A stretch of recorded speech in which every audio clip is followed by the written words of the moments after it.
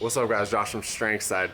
I'm walking around the streets of San Cristobal, Mexico right now. I apologize if it's loud at all, but I want to talk a little bit about values and how your value for your body should drive what your exercise, your movement practice really is. And the way this kind of came up was because I asked somebody the other day, well, what's your goal, right? Because your goal should determine what you're doing for your practice. But then I realized actually goals are kind of shitty, right? Because all goals are really externally driven.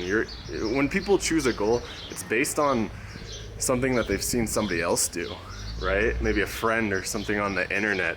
Why would you, if your goal is to run a marathon, what if the marathon was never invented? Would you just randomly pick 20, I'm gonna run 26.2 miles? No, it's based on something that's in our society, right?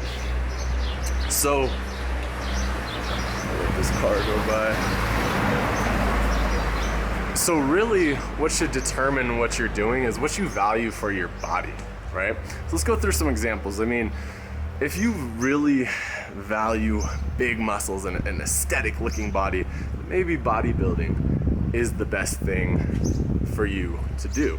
If you value a big engine, meaning you can do a lot of workload and a lot of quantity of work, then maybe CrossFit is the best for you. If you value strength output and you can be the strongest you want to be, then maybe something like powerlifting or Olympic weightlifting might be best for you. But what I find when I talk to a lot of people is that they end up saying, well, what I really value is I want my body to be healthy, I want to be pain-free, and I want to feel good, right?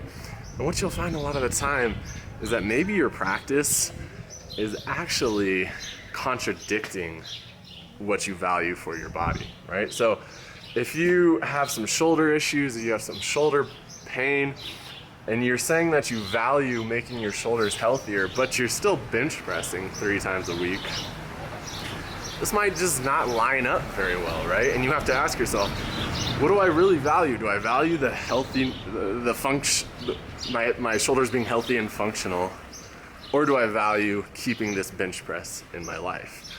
And it's hard to let go of things, right?